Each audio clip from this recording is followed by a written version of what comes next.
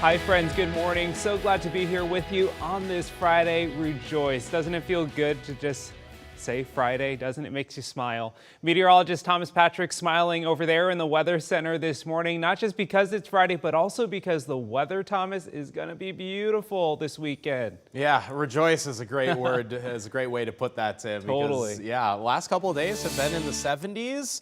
And we're not stopping here. Today, tomorrow, Sunday, and maybe even Monday may also all be in the 70s or 80s. It was 81 in Moses Lake yesterday and 74, the warmest so far in this very unusual October stretch of weather. Almost feels like second summer, doesn't it? Plenty of sunshine to go around for today, though we'll start the day out fairly cool. Temperatures in the 40s and some low 50s out there, but we'll finish once again in the 70s. Thanks to all this sunshine, hard to even find any cloud cover across the Pacific Northwest. So sunny for the next several days, and we'll be tracking any kind of changes that may be heading our way next week. A positive update for you this morning. Emily Hurd, the sole survivor of a plane crash, is now awake and fully communicating with her family and friends. Hurd was a student at a flight school in Hillsboro, Oregon, not far from where the crash happened. 2 other people on board died. Emily's mom said she suffered a serious spinal injury and that her road to recovery is long, but they're grateful for all the messages of support they've received.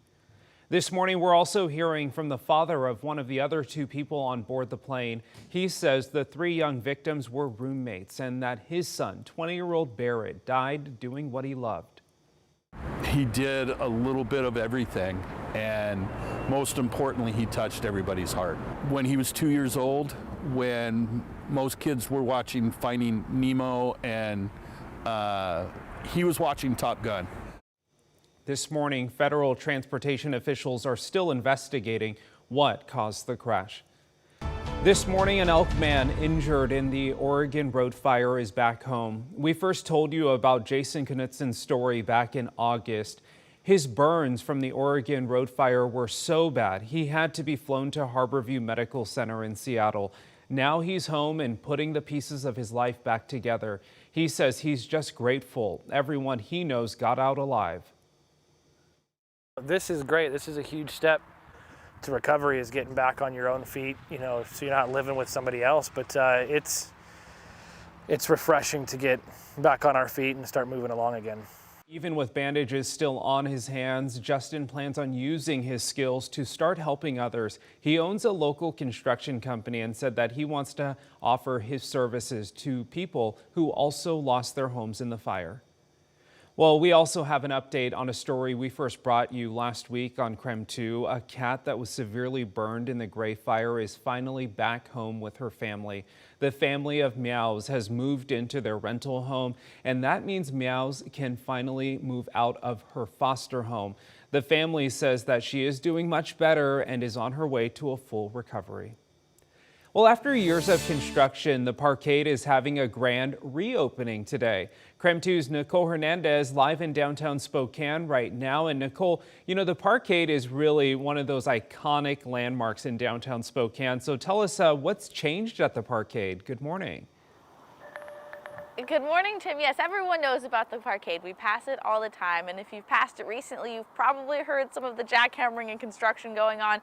Well, all that is done now, and that means there's a couple of cool new things happening in the parking garage. But the biggest thing, the most important thing, is the whole structure right now is actually solid again. So if you didn't know, the Parkade was built back in 1967. Then in 2020, an investment group bought it. They say the salt and water from the cars over the years broke down the concrete and the rebar. So over the past few years, crews have been taking one section at a time and replacing the supports in the structure. They also put in new lighting and gave the garage a fresh paint, and the mechanical equipment in the garage is now all energy and water efficient. The old system used to waste hundreds of thousands of gallons of water a year, and now it's not wasting any.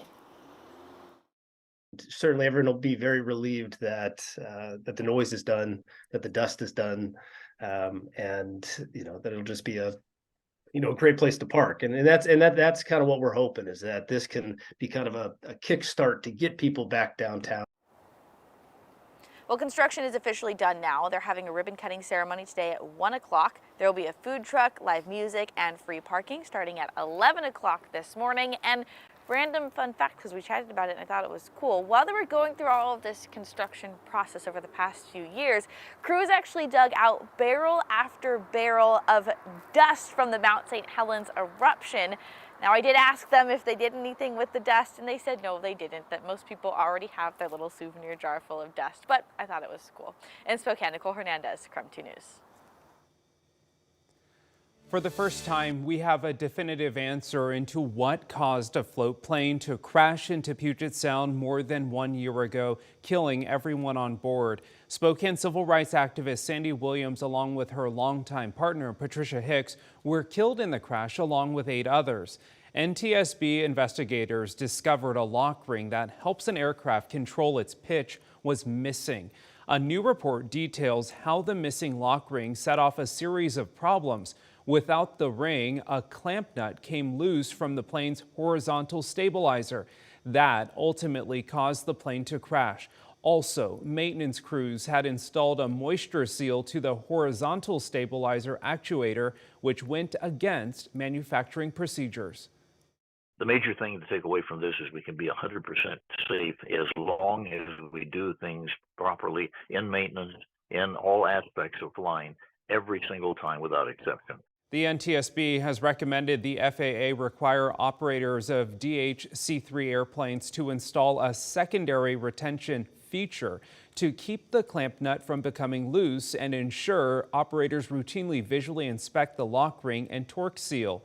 The families of the victims have filed 3 lawsuits against several companies involved in the production and operation of the seaplane itself. The lawsuit alleges the companies should have inspected the plane properly.